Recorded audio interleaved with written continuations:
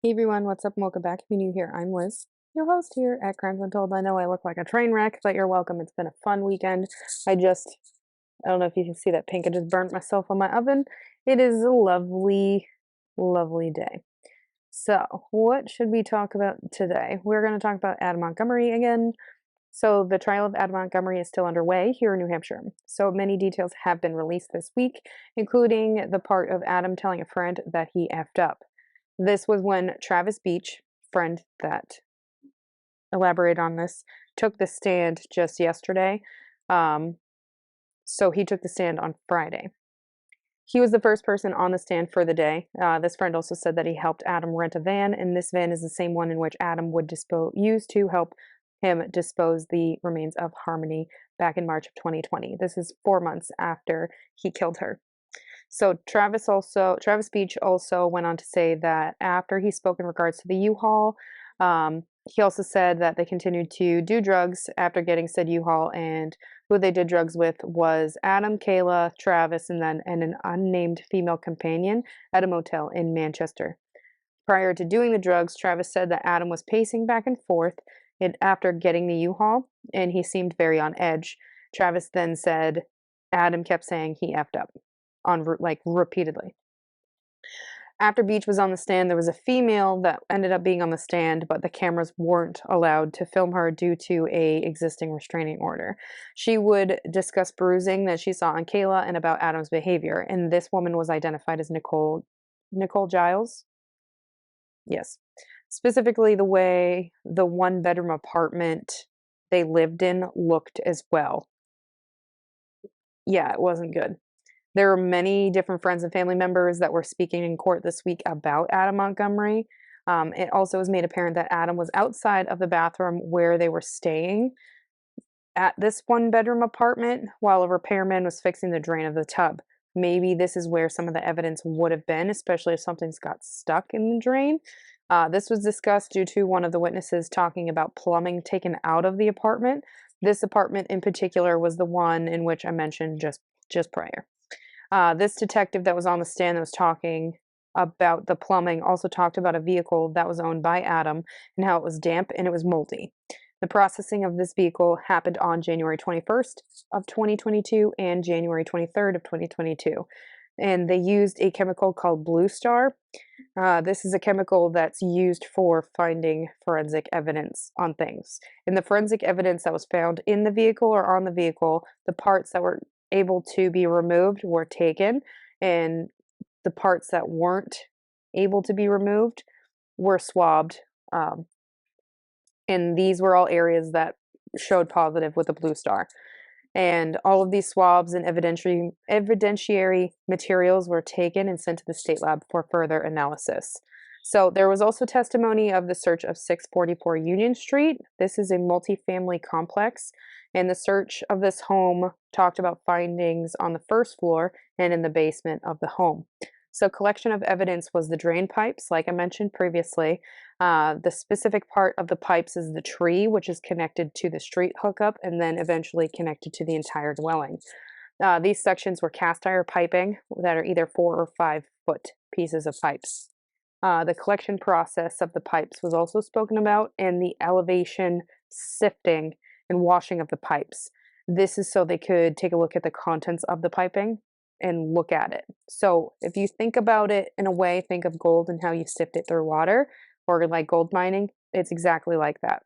So the sifting of these pipes actually happened in one of the bays of the highway department that are in Manchester. There was also images of the sifting process shown to the courtroom and to the jury so they could see.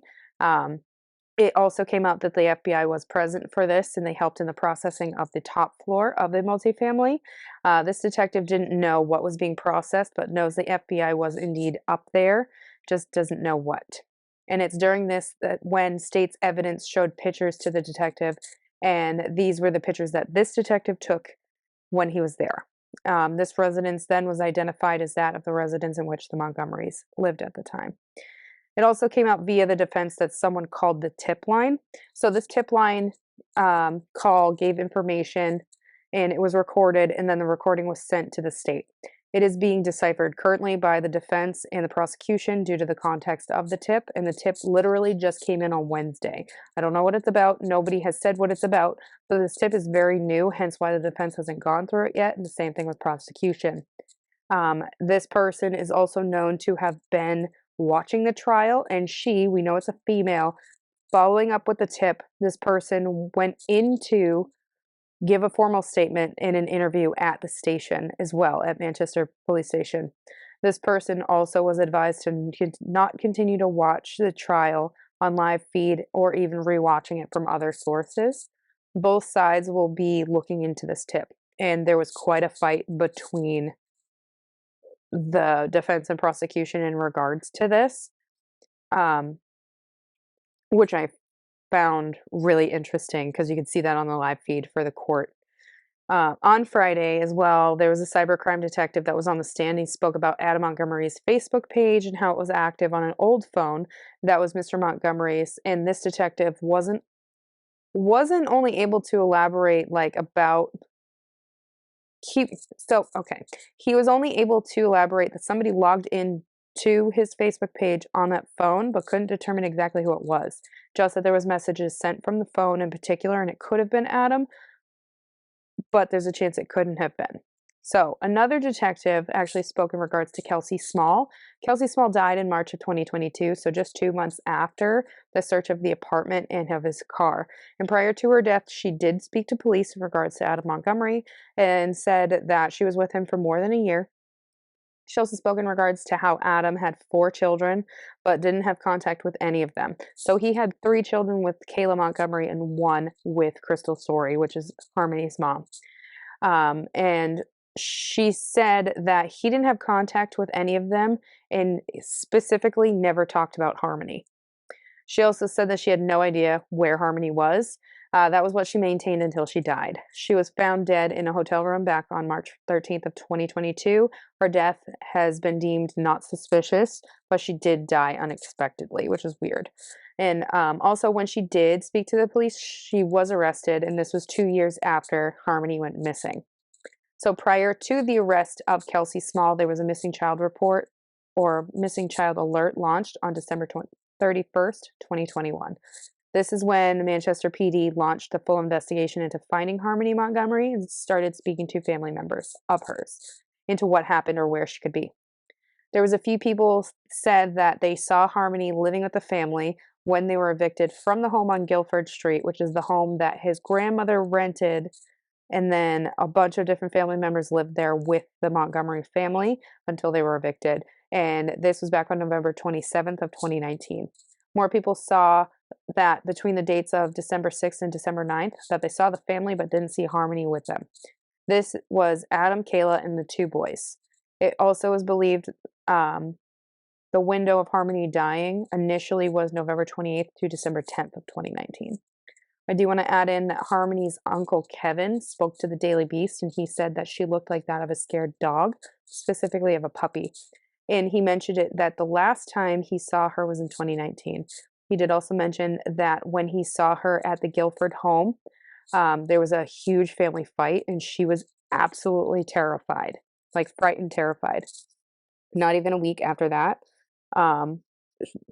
or not even a week after she was reported missing in December of 2019, Adam was taken into custody, and the charges he was taken in for were interference with custody, which is a misdemeanor, endangering the welfare of a child, which is 2 misdemeanors in regards to Harmony, and second-degree felony assault on conduct that he did on Harmony back in 2019.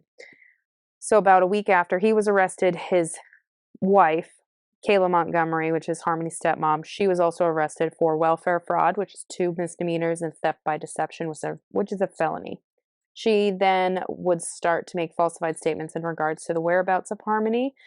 She also spoke about Harmony living with the family in February and March of 2021, so the family could receive benefits. The court day on Friday concluded, and court will resume on Tuesday because Monday is a holiday. Adam also was not present in court on Friday, just like that of the past 8 days that they have been in trial. But they did see a body cam video of Adam Montgomery instead of just a mugshot in his seat. In the video, the cop is believed it cop believed, hold on. In the video, the cop is asking Adam where Harmony is, and Adam says, "I can't, I can't say anything or anything like that." It was really bizarre. And the cop just is simply asking him where Harmony is and to tell us where Harmony is. And Adam, nope, nothing. So it's also believed that they will be calling Kayla Montgomery's lawyer to the stand due to the defense pointing fingers at Kayla during opening arguments made by the defense. I thought that was very interesting that that came out this week as well. But I don't know. I don't know how I feel right now. I feel really bad for Harmony. I just want to know where she is. I think everybody wants to know where her remains are at this point in time. So this is still ongoing. I have some YouTube videos linked below so you can watch some of the trial. It is it's a sore subject for the state of New Hampshire right now.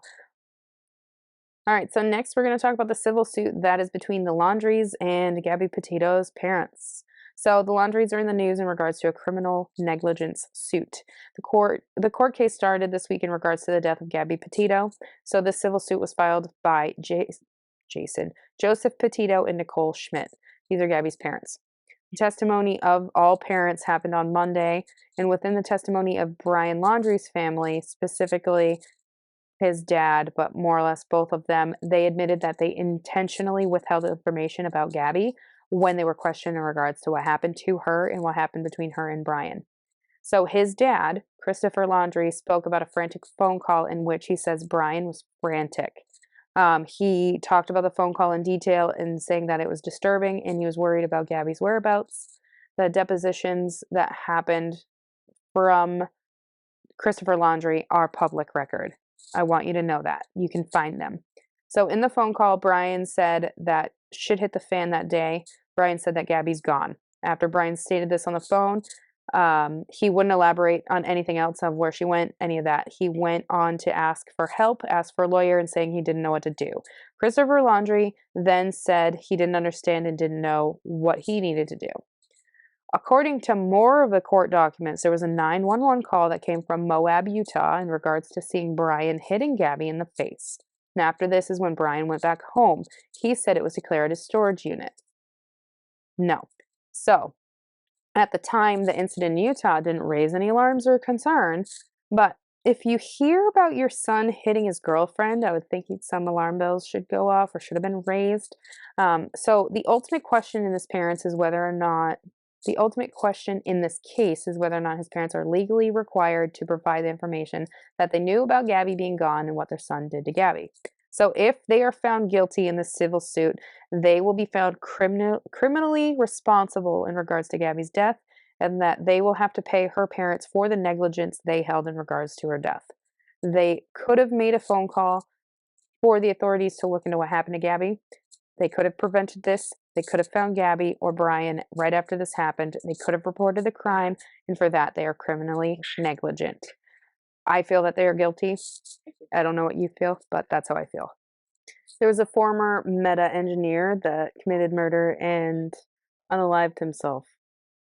The body of Anand Henry and his wife Alice and their twin boys were found Monday. This was after a 911 call went into the San Mateo Police Department. So the caller of the 911 phone call said that they were concerned after an incident happened on Saturday. They also stated that no one had heard from the family since. Henry and Alice were found with GSWs, and the children's cause of death have not been made public. The police did indeed confirm that there was no bodily trauma or GSW present on the children, which is great. They did, however, find a firearm that was registered to Henry in the home, and it's believed that he killed his family before doing the same to himself with this firearm. This investigation is still ongoing.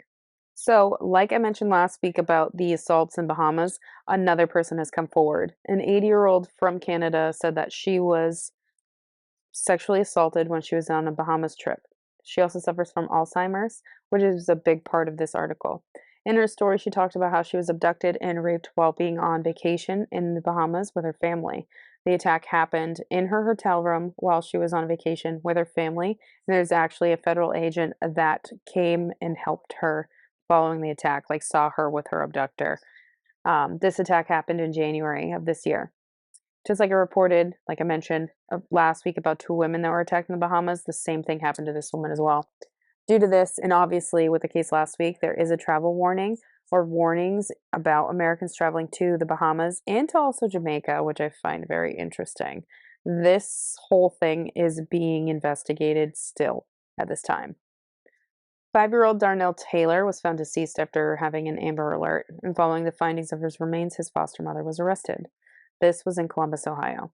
So there was a 911 phone call made around 3 a.m. on Valentine's Day, and the caller was that of her husband. So in the phone call, it was alluded to that Pammy May, who was 48-year-old foster mother of the deceased, had killed him. During this phone call, Pammy May was actually also holding her hand over her husband's mouth. Darnell was last seen with his foster mother on either December 12th or 13th. Following this phone call, it gave the police probable cause to obtain an affidavit due to the context of their son no longer living. May was found in Brooklyn, Ohio, Thursday evening, and she was taken into custody right after she was found. When she was questioned by the police, she spoke about how Darnell was in a sewage drain. They would ultimately find his remains hours after speaking to her, and she was initially charged with child endangerment and kidnapping. The police are currently working on processing a murder charge against Pammy May with the prosecutor's office in regards to the murder of her foster son. So on February 13th, it was reported that a 12-year-old boy was found dead at a camp on Sundance Lake Road. This death actually happened on February 3rd, but has since just come out in the news. The way his body was found was quite different as well. He was found already in rigor mortis, which technically happens a few hours after death. He was very cold to touch. His pants and his underwear were found lying next to him on the ground. He was found with a hoodie and a shirt on underneath, and he also had a CPR mask on his face.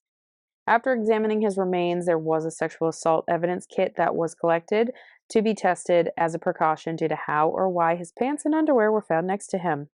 The only bit of information about a potential cause of death is foam at the mouth that was found around his mouth, which could be that he ingested something, but it was revealed he was irate and loud after he came to the camp and he refused to eat any dinner. He did calm down, however, after he was given a snack instead of his dinner.